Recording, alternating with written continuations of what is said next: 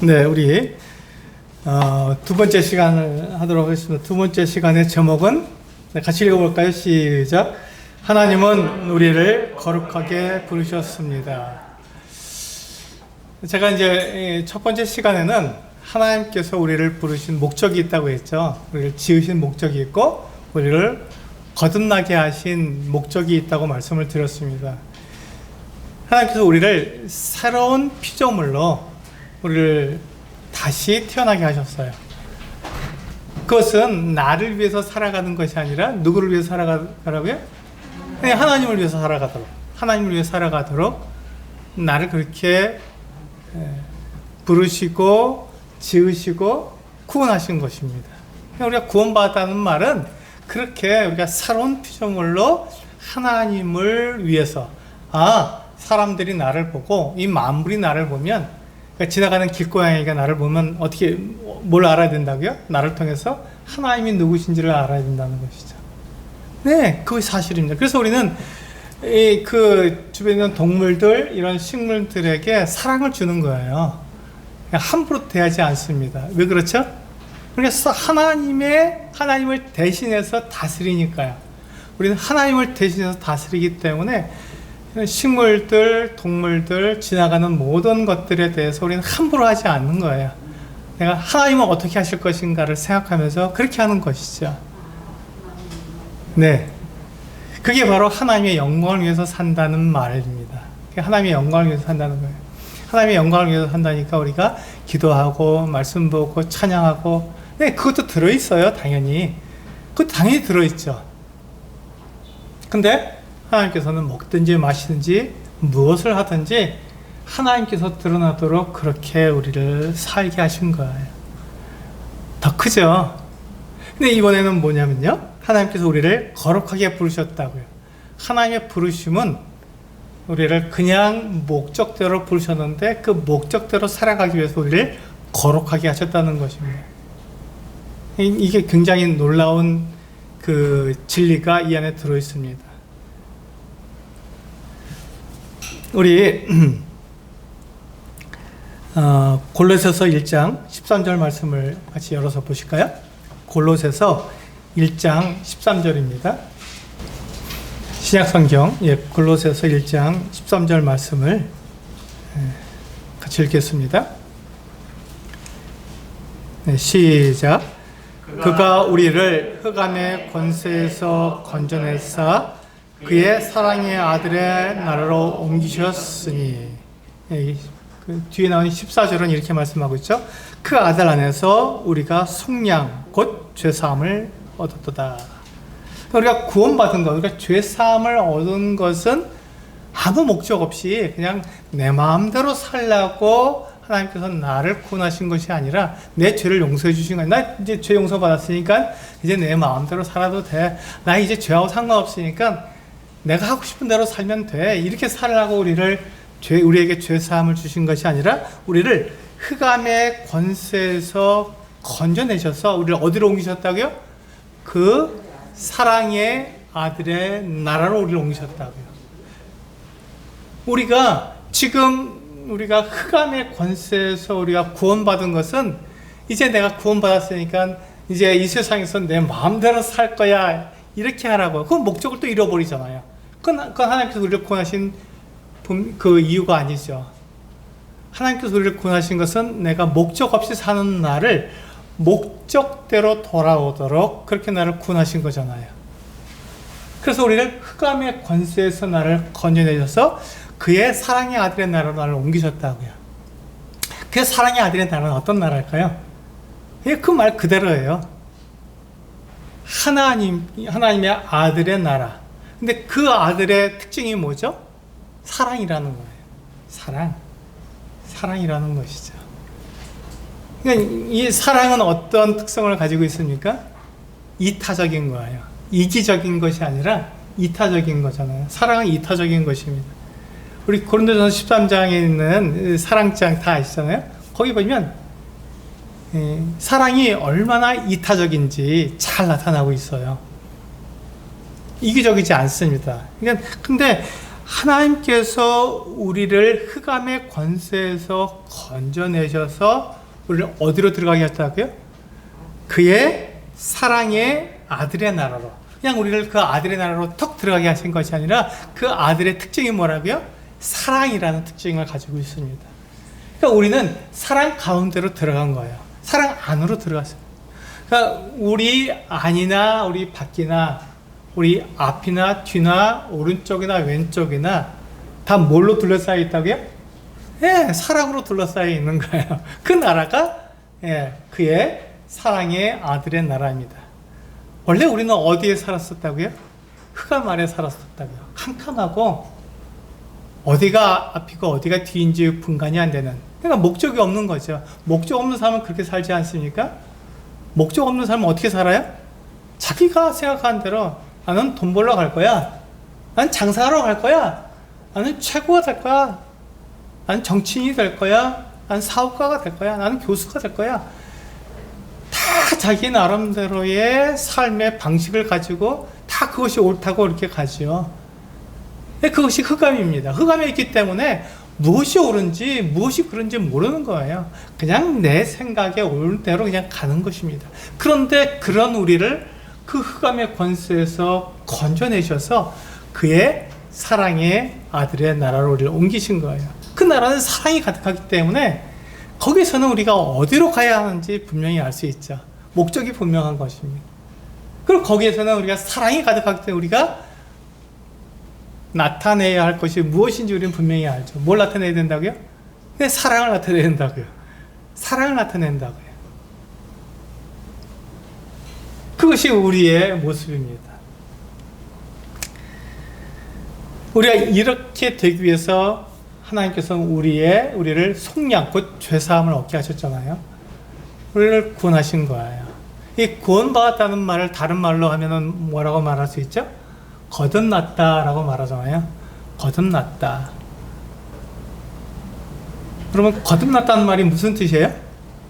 거듭났다는 말이 무슨 뜻이죠? 거듭이 뭐죠? 거듭? 네, 다시 말한다. 반복해서 말한다. 두 번째 말한다. 예, 거듭 말하는데 이렇게 말할 때 거듭이라는 것은 다시 반복해서 두 번째, 이게 거듭이라는 말입니다. 근데 난다라고 돼 있으니 말씀하고 있으니까 거듭난다는 말은 다시 태어난다. 네, 다시 태어난다. 거듭난다는 말은 두 번 태어난다는 말을 가지고 있습니다. 우리 요한복음 3장 5절에서 8절 말씀 한번 보실까요? 이 거듭남에 대해서 분명하게 말씀해 주고 있는 것이 바로 이것입니다. 요한복음 3장 5절에서 8절 찾으셨으면 같이 읽겠습니다. 시작. 예수께서 대답하시되 진실로 진실로 내게 이르노니 사람이 물과 성령으로 나지 아니하면 하나님의 나라에 들어갈 수 없느니라. 육으로 난 것은 육이요 영으로 난 것은 영이니 내가 내게 거듭나야 하겠다 하는 말을 놀랍게 여기지 말라. 바람이 임의로 불매 내가 그 소리는 들어도 어디서 와서 어디로 가는지 알지 못하나니 성령으로 난 사람도 다 그러하니라. 여기 보시면 사람이 거듭나야 한다고 말씀하고 있습니다. 누가 말씀하셨죠? 예수께서 말씀하신 거예요. 예수께서 하나님의 아들이시고 우리의 구원자이신 그리스도 예수께서 직접 하신 말씀입니다. 누구에게 했냐면 니고데모라고 하는 사람에게 말씀하셨습니다. 근데 이 니고데모에게 뭐라고 말씀하셨냐면 사람이 두 번 태어나지 않으면 하나님 나라를 볼 수도 없고 하나님 나라에 들어갈 수도 없다고 말씀하신 거예요. 두 번 태어나야 된다고 말씀하셨어요. 근데 우리가 니고데모가 생각해 보니까 사람이 한 번 태어나는 것은 이해할 수 있어요. 우리가 부모님께 태어나서 우리가 육체를 가지고 있지 않습니까? 그런데 두 번 태어나야 된다니까 이게 이제 니고데모가 이해하기 어려운 거예요. 그래서 니고데모가 예수님께 물었습니다. 주님, 그렇다면 사람이 두 번 태어난다 했는데 그러면 우리가 두 번째 태어나기 위해서 어머니 뱃속에 다시 들어갔다가 태어나야 됩니까? 어떻게 사람이 늙으면 다시 어머니 뱃속에 들어갔다가 태어날 수 있습니까? 라고 물었습니다. 당연하죠. 지극히 당연한 얘기를 물었잖아요. 어떻게 사람이 두 번 태어날 수 있냐고 물었잖아요. 이건 당연한 말이죠. 당연히 이와 같은 질문이 있어야 되는 거죠. 사람이 두 번 태어나야 된다니까. 우리는 다 한 번 태어납니다. 부모님으로부터 한 번 태어났잖아요. 그런데 그 말씀에 대한 예수님의 해석, 예수님께서 왜 사람이 두 번 태어나야 되는지고 말씀하신 것에 대한 그 이유가 6절에 나와 있죠. 6절 다시 한번 읽어보실까요? 시작. 육으로 난 것은 육이요, 영으로 난 것은 영이니. 이렇게 말씀하고 있죠. 우리가 부모님에게서 육체를 가지고 태어나는 것은 육으로 태어난 거예요. 그건 한 번 태어난 것이죠. 근데 두 번째 태어난 것은 뭐로 태어나야 된다고요? 영으로 태어나야 된다고 말씀하고 있는 것이죠. 영으로 태어나야 된다. 그러니까 영은, 하나님은 영이시니 말씀하고 있잖아요. 그러니까 우리가 영으로 태어난다는 것은 하나님으로부터 태어난다는 것을 말하고 있는 거예요. 그래서 마지막 8절에 보면은, 마지막 절에 8절 맨 마지막에 보면 성령으로 난 사람도 다 그러하니라. 그래서 영으로 태어난다는 것을 성령으로 난 사람이라고 분명히 설명해 주고 있습니다. 그러니까 사람은 두 번 태어나는데요, 두 번 태어나야 되는데, 첫 번째는 부모님으로부터 태어나서 육체를 가지고 태어납니다.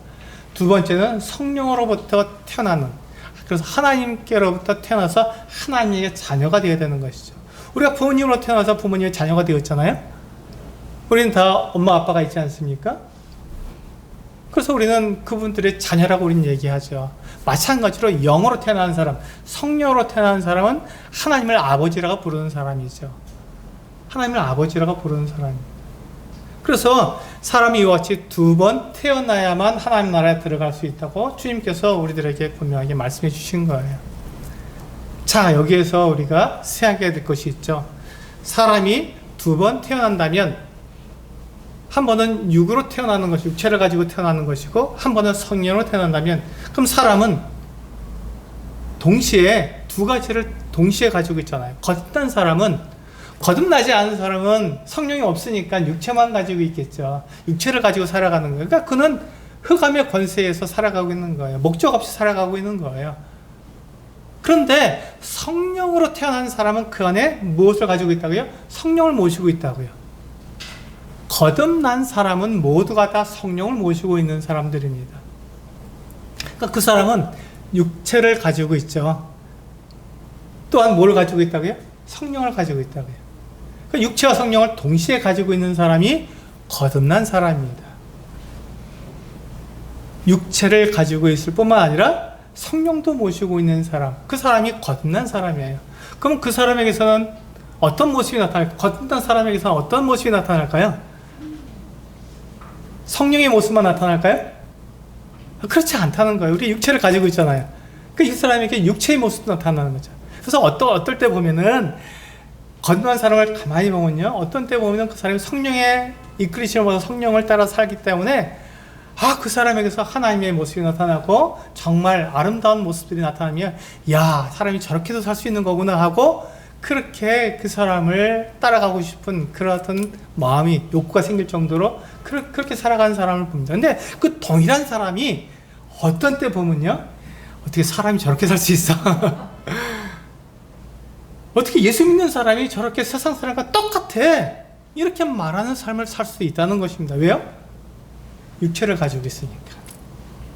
육체의 욕심을 따라서, 육체를 따라서 살게 되면요, 그 사람이 세상에 있는 사람과 똑같다는 것이에요.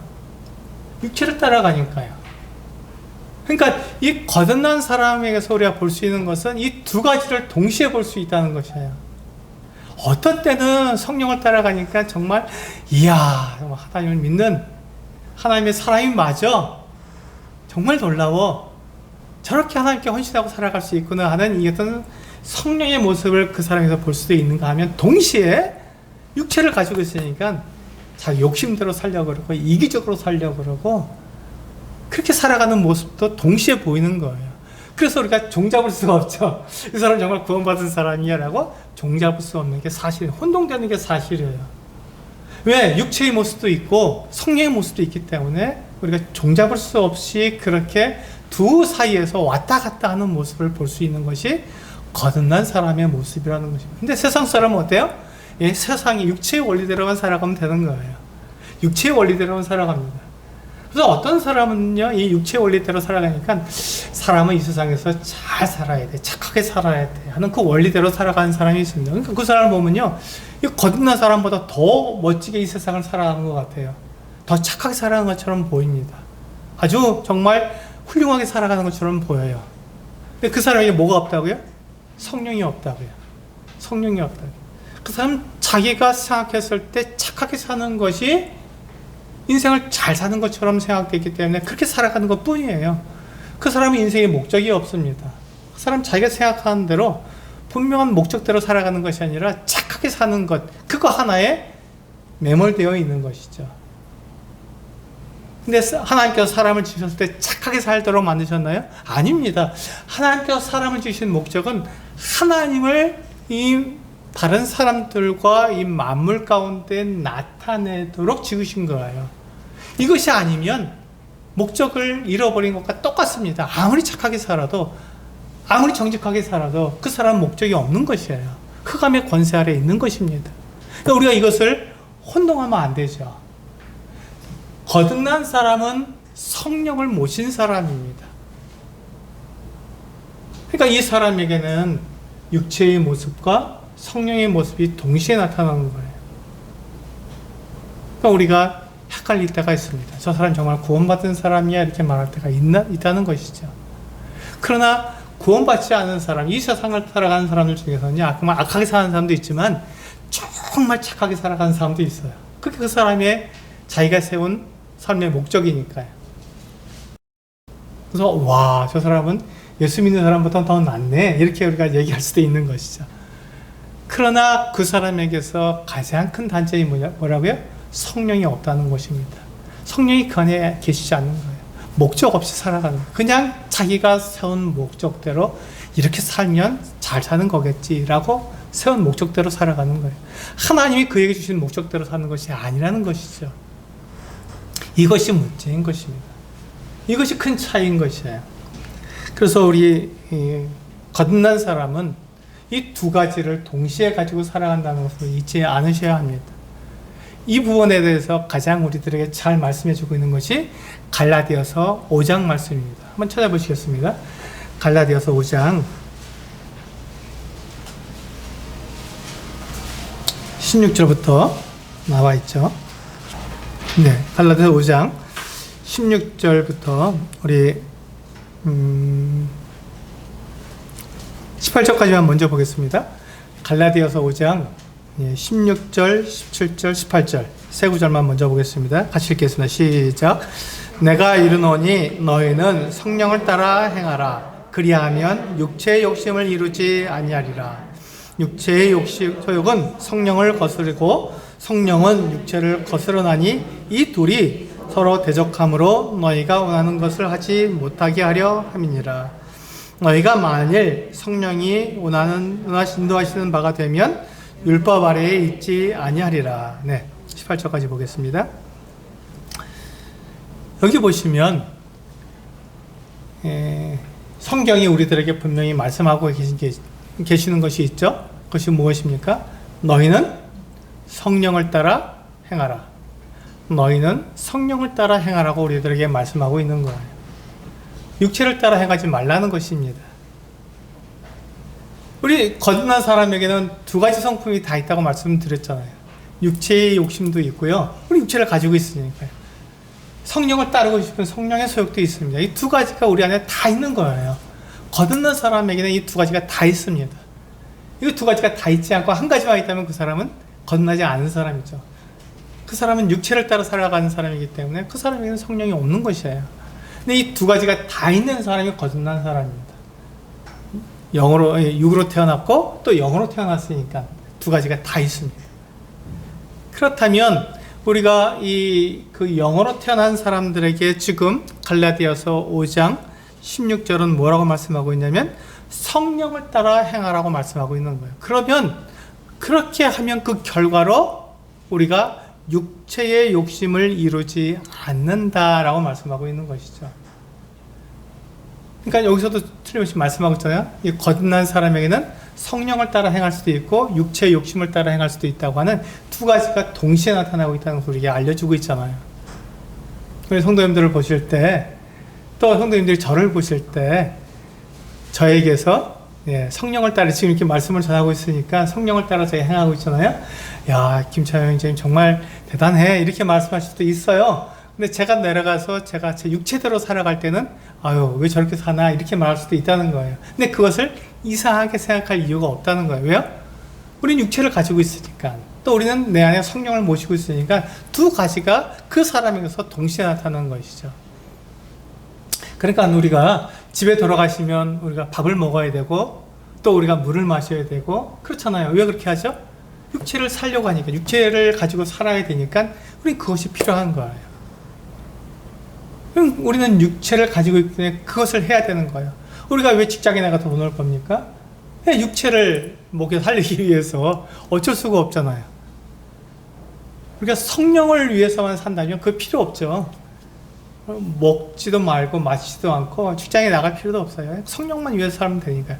그런데 거듭난 사람에게는 성령을 모셨을 뿐만 아니라 육체도 가지고 있기 때문에 둘 다를 가지고 살아야 한다는 것이죠.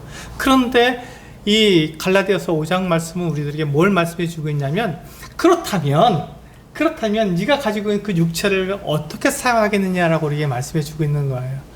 육체를 가지고 육체가 원하는 육체를 그냥 부인하고, 육체는 쓸데없어, 육체는 악한 거야, 육체는 그냥 그 하나님을 이렇게 떠나서 네 마음대로 살려고 하니까 육체는 부인해버리고, 육체는 정말 쓸데없는 거라 생각하고 성령만 우리가 위해서 살아야 돼, 이렇게 얘기하게 되면 문제가 생긴다는 것이죠. 그러면 육체가 어떻게 합니까? 우리에게 반항을 하죠.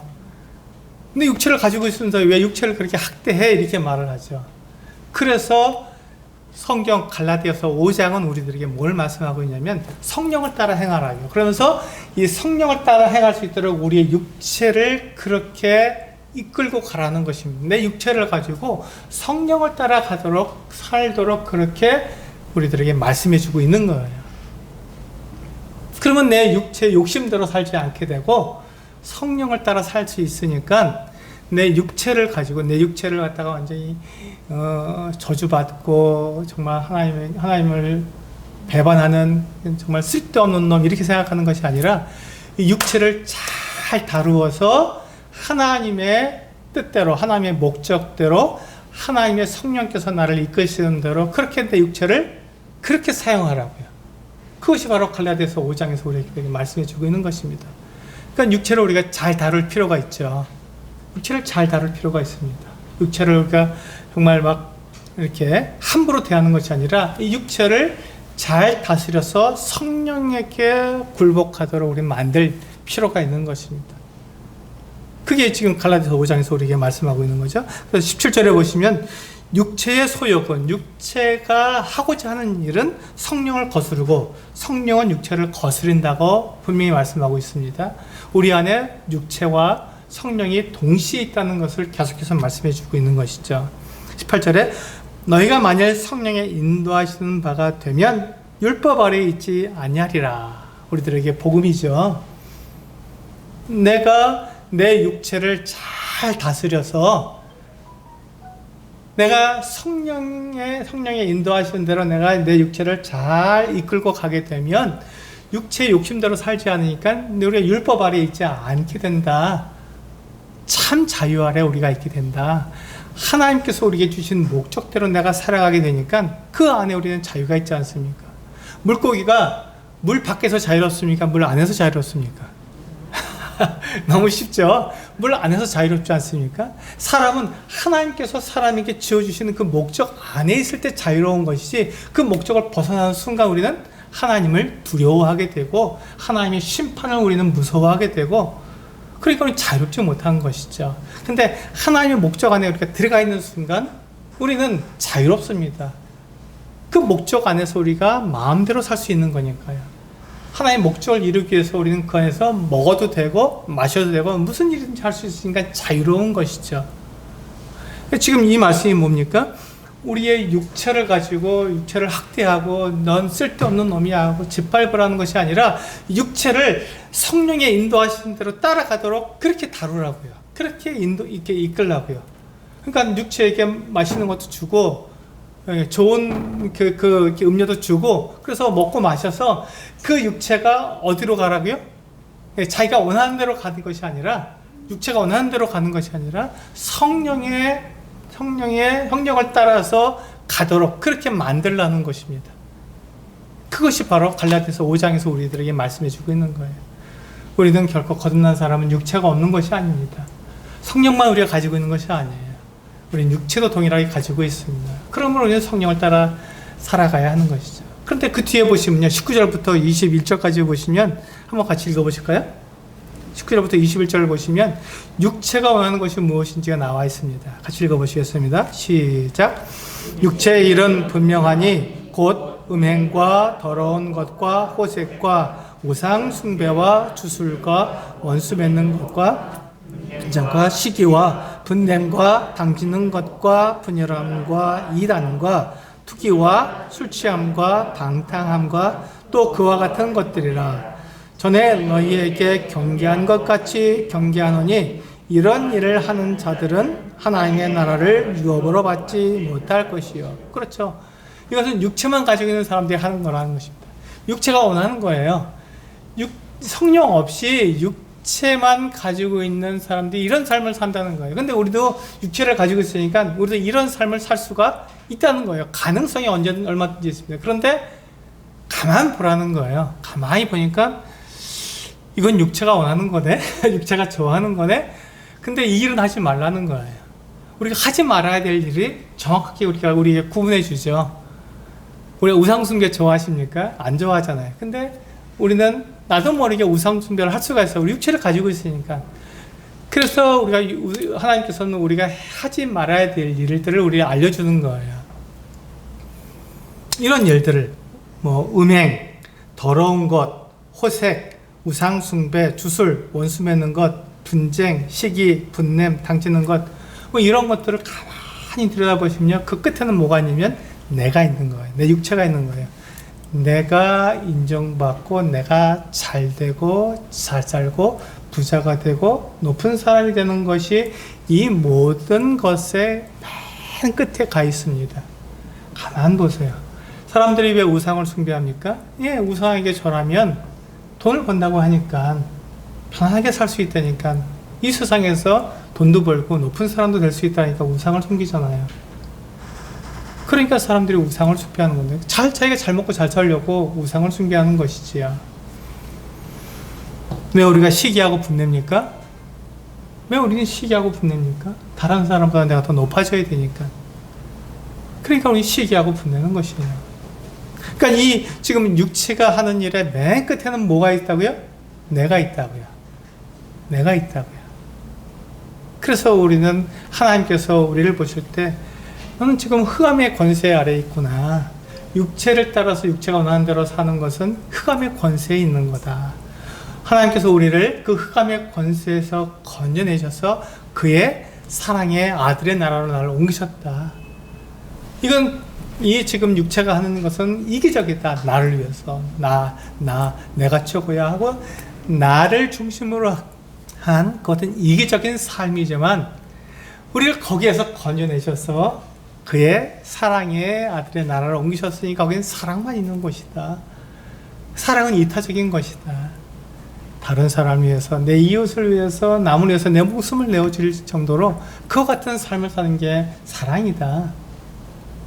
그것을 얘기하고 있잖아요. 우리는 그 사랑의 아들의 나라를 옮기셨다고요. 그래서 우리 22절부터 한번 볼까요? 22절부터 24절까지 이 말씀을 보시겠습니다. 시작. 오직 성령의 열매는 사랑과 희락과 화평과 오래 참음과 자비와 양성과 충성과 온유와 절제니 이 같은 것을 금지할 법이 없느니라. 그리스도 예수의 사람들은 육체와 함께 그 정욕을 탐심을 십자가에 못 박았느니라. 여기 보시면 성령의 9가지 열매가 나옵니다. 근데 가만 보세요. 앞에 나와 있는 육체가 하는 일과 성령의 열매를 맺은 것을 비교해 보시면 완전히 다르죠. 완전히 다릅니다. 왜 그렇죠? 성령의 열매는 이타적인 것이기 때문에 그렇습니다. 성령의 열매는 나를 나타내고 나를 인정받기 위해서 하는 것이 아니라 어떻게 하면 하나님을 사람에게 나타낼 것인가, 어떻게 하면 세상을 하나님과 화목시킬 것인가에 관심이 있기 때문에 당연히 이렇게 사는 거예요. 그런데 우리가 오해하지 말아야 할 것은 우리가 이 성령의 9가지 열매를 맺기 위해서 사는 것이 아닙니다. 열매는요, 저절로 맺혀지는 거예요. 열매는 저절로 맺혀지는 거예요. 내가 사랑해야지, 내가 충성해야지, 내가 절제해야지, 양선해, 이렇게 내가 그 이 열매를 맺으려고 애를 쓰는 것이 아니라 우리 보고 어떻게 하라고요? 성령을 따라 행하라고요. 성령을 따라 행하면 자연적으로 이 열매가 맺혀지게 되는 것입니다. 여러분, 사과나무를 딱 심으면 어떻게 됩니까? 사과나무, 사과 열매를 맺으려고 애를 쓰지 않잖아요. 저절로 맺히는 거잖아요. 우리 포도나무의 비율이 요한복음 15장에서 가지가 그 나무에 붙어 있으면 절로 열매를 맺는다고 예수님께서 말씀해 주셨어요. 저절로 맺는 거예요.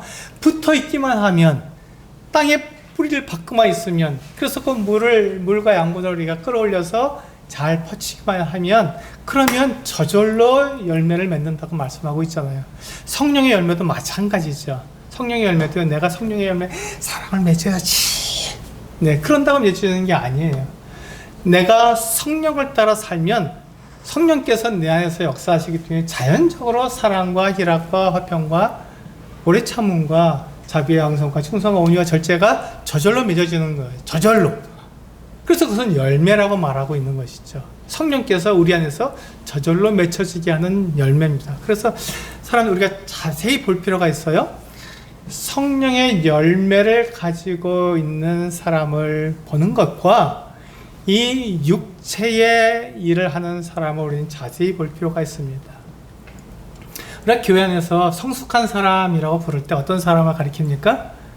네, 하나님 말씀을 잘 가르치고 또 그 기도도 잘하고 이런 사람들을 성숙한 사람이라고 말합니까? 성경은 그렇게 말씀하고 있지 않다는 것입니다. 성경에서 말하는 성숙한 사람은 그런 사람이 아니라 이렇게 성령의 열매를 나타내는 사람을 성숙한 사람이라고 말하고 있죠. 그가 아무리 오랫동안 예수를 믿고 구원받은 지 오래되었어도 그의 삶을 통해서 이 육체의 모습이 나타난다면 어떤 모습이라고요? 그 앞에 나와 있는 19절에 있는 말씀처럼 육체의 일은 분명하다고 말씀하고 있잖아요. 음행과 더러운 것과 호색과 우상숭배와 주술과 원수 맺는 것과 분쟁과 사기와 분냄과 시기와 이런 것들이 그 사람에서 나타난다면 그 사람이 구원받은 지가 아무리 오래됐어도 그 사람은 육체를 따라가는 사람이기 때문에 그 사람은 성숙한 사람이 아니죠. 그런데 그 사람에게서 이 성령의 열매가 나타난다면 그 사람은 성숙한 사람이라는 것입니다.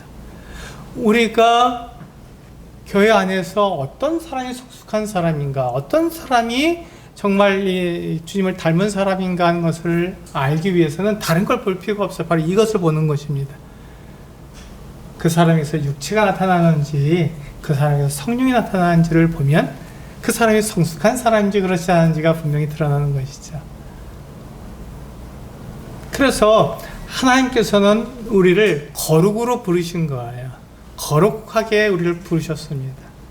근데 우리가 이와 같이 성령께서 우리를 인도하시면 성령의 열매를 맺는데, 성도님들에게 묻겠습니다.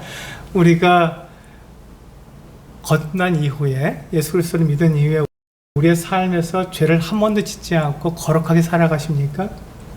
그런 분 있으시면 손 들어 해주시기 바랍니다. 제가 가서 엎드려 잘하겠습니다. 그런 사람은 없잖아요. 그런 사람은 없습니다. 한 사람도 없습니다. 왜? 우리는 성령을 모시고 있는 동시에 육체를 가지고 있기 때문에 그 어떤 사람도, 아무리 성숙한 사람도요, 성령만 나타낼 수가 없고 육체가 나타날 수밖에 없다는 것입니다. 이게 거듭난 사람의 모습이에요. 이게 현실입니다. 그런데 성숙한 사람은 이 폭이 좀 적은 거죠. 그 빈도가 좀 덜한 거고요. 성숙하지 못한 사람은 육체가 더 많이 나타나기 때문에 쉽게 알 수 있어요. 근데 성숙한 사람은 어떻다고요? 육체의 일을 좀 덜하고 이 성령의 일을 더 많이 하는 거예요. 그래서 그 육체가 나타나는 일이 좀 덜 나타납니다. 그리고 육체가 나타나더라도 작게 나타나는 것이죠. 그래서 그 사람은 성숙한 사람인 걸 알 수 있는 거예요. 그러나 우리가 이 육체를 가지고 있는 한, 이 육체를 벗어서 그리스도께서 다시 오시는 그날, 주님을 만나서 우리 육체를 벗는 그날까지는 이 육체가 우리에게 있는 한 우리는 계속해서 육체의 일을 할 수밖에 없다는 것이죠. 성령의 일과 동시에 육체의 일도 할 수밖에 없다는 것입니다. 이게 우리 거듭난 사람의 모습입니다. 그렇다면 우리가 이 세상에서 우리가 거듭난 사람으로 살아가면서 우리가 죄를 지을 수밖에 없다면, 하나님께서 우리에게 뭐라고 말씀하시면 내가 거룩하니 너희도 거룩하라 라고 말씀하셨는데, 나는 어떻게 거룩하게 살 수 있나? 내가 죄를 짓고 있는데 그럼 나는 구원받지 않은 사람인가? 이렇게 우리가 오해할 수 있다는 것이죠. 근데 제가 말씀드렸잖아요. 거듭난 사람에게는 두 가지가 다 있다고 말씀드렸죠. 언제는 성령을 따라가는 모습과 또 언제는 육체를 따라가는 모습이 둘 다 있다고 말씀을 드렸잖아요. 그래서 우리가 하나님께서 우리가 죄를 지을 것을 아시고 그에 대한 준비를 하셨을까요? 네, 당연하지요. 이게 하나님의 모습입니다. 하나님이 우리를 사랑하시기 때문에, 우리가 거듭났지만 내가 육체를 가지고 있기 때문에 내가 죄를 지을 것을 하나님은 아셨어요. 그래서 그에 대한 계획을 가지셨을까요? 예, 당연하죠. 그게 하나님이시니까요. 하나님 그런 분이세요. 우리가 죄를 지을 것을 다 아시고 그에 대한 준비도 완벽하게 하신 것입니다. 오늘 우리가 그 핵심 구절이죠. 이 교시의 중심 구절, 우리 요한 1서 1장 9절과 10절입니다. 그 말씀을 보시면 하나님께서 이미 준비해 놓으신 것을 우리는 알 수 있죠. 사람들이 죄를 지을 수 있다는 것을 하나님께서는 아시고 계신 거예요. 어떻게 하라고요? 우리를 거룩하게 살라고요. 한번 요한일서 1장 9절과 10절 같이 읽어보도록 하겠습니다. 네, 요한일서 1장 9절과 10절 시작. 만일 우리가 우리 죄를 자백하면 그는 미쁘시고 의로우사 우리 죄를 사하시며 우리를 모든 불의에서 깨끗하게 하실 것이요, 만일 우리가 범죄하지 아니하였다 하면 하나님을 거짓말하는 이로 만드는 것이니 또한 그의 말씀이 우리 속에 있지 아니하니라. 여기 보시면 하나님께서 우리가 죄를 지을 것을 아셨다는 거예요. 우리가 죄를 짓지 않으면 하나님을 거짓말하는 자로 만든다고 그렇게 말씀하셨잖아요. 거듭난 그리스도인도 죄를 짓는다고 분명히 말씀하셨어요. 그런데 그렇다면 거듭난 그리스도인이 죄를 지으면 우리가 거룩하게 살 수 없잖아요. 거룩한 삶이 깨져버렸잖아요. 그때 어떻게 하라고요? 9절에서 말씀하고 있습니다. 만일 우리가 우리 죄를 어떻게 하면요? 자백하면 그 뒤에 하나님께서 우리에게 약속해 주신 것이 있습니다. 뭘 약속해 주셨다고요? 그는 미쁘시고 의로우사, 믿음직하시고 믿을만하시고, 미쁘시다는 말은 믿을만하다는 뜻이죠.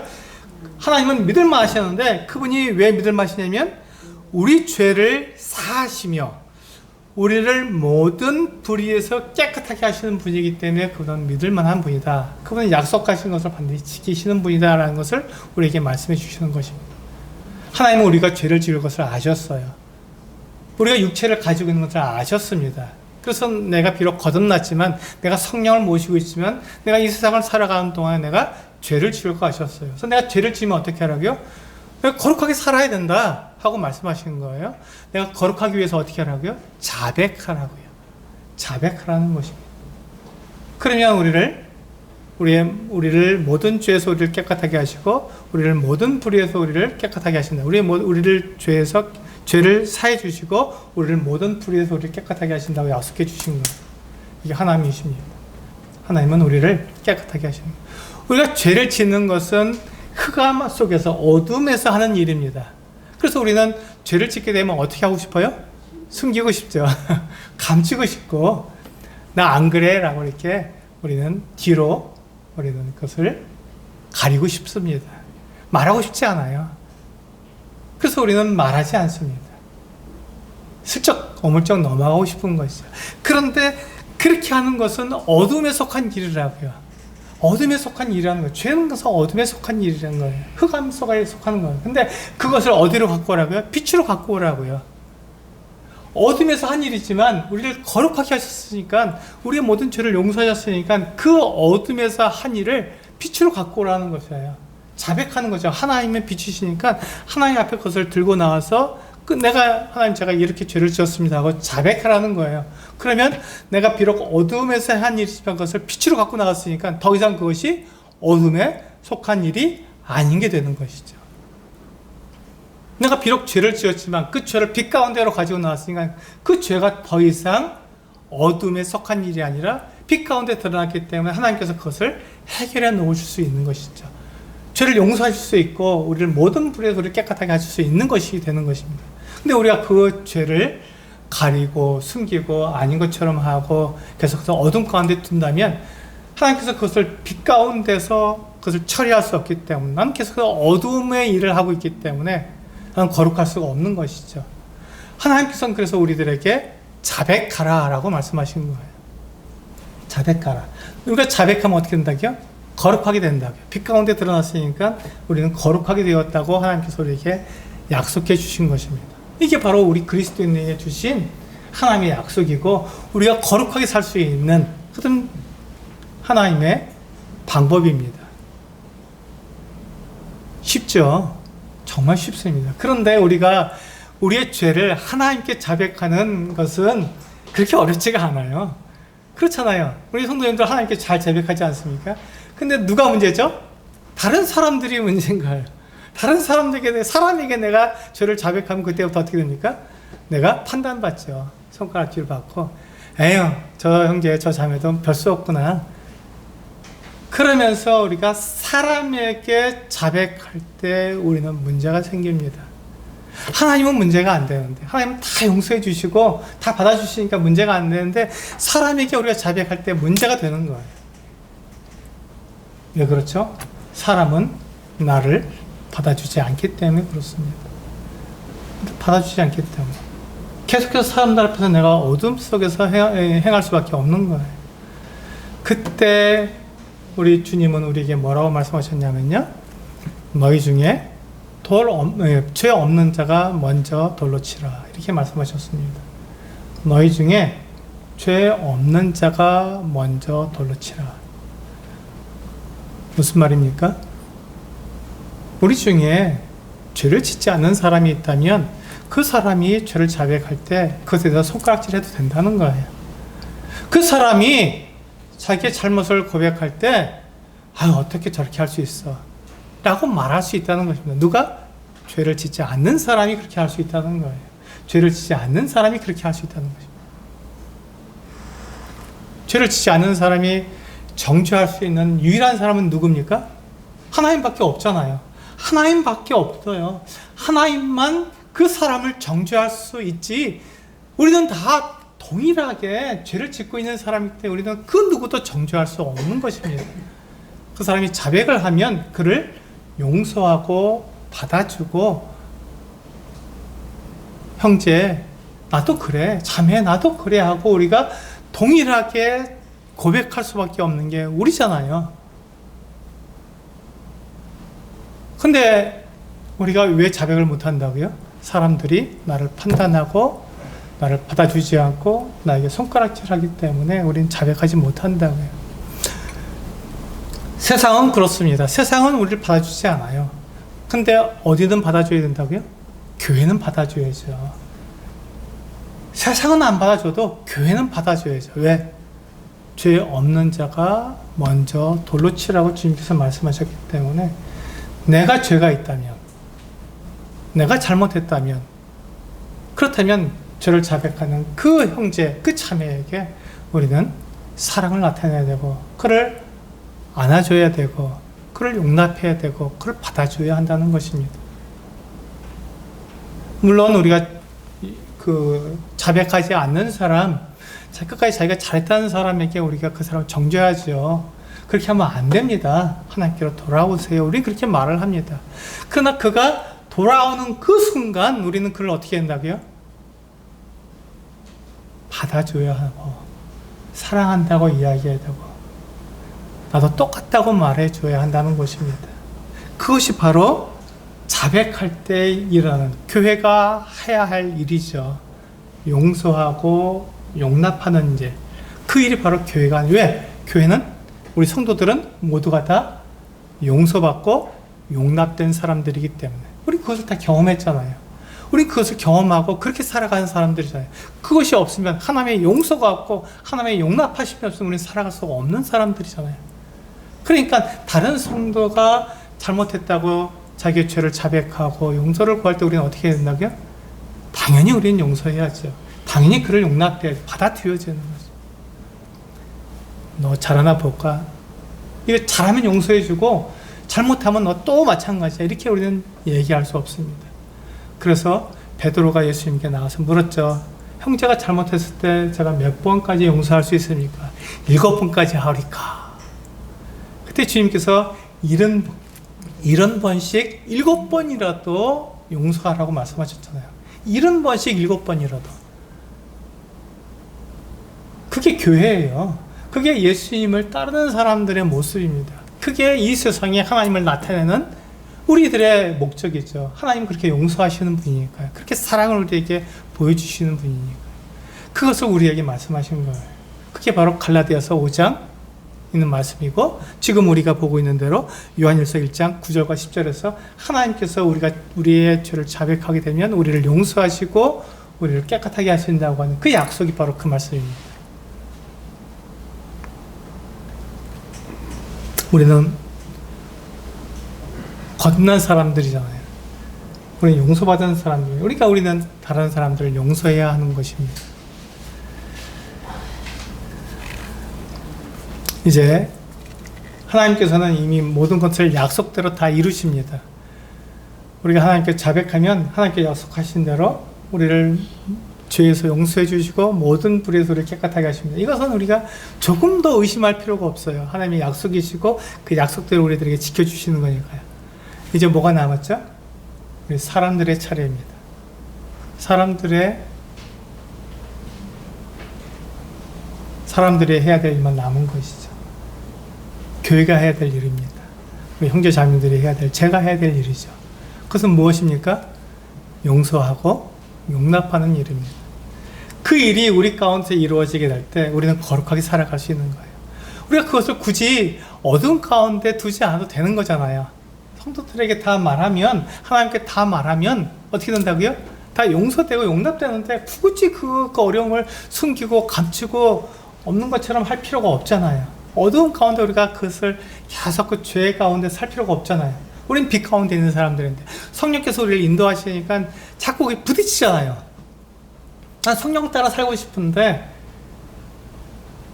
교회에서 성도들을 만나도 내가 그것을 말하면 나를 손가락질 할까봐, 나를 판단할까봐 내가 두려우니까 말을 못한다면 그것은 우리에게 하나님께서 주신 일이라는 것입니다.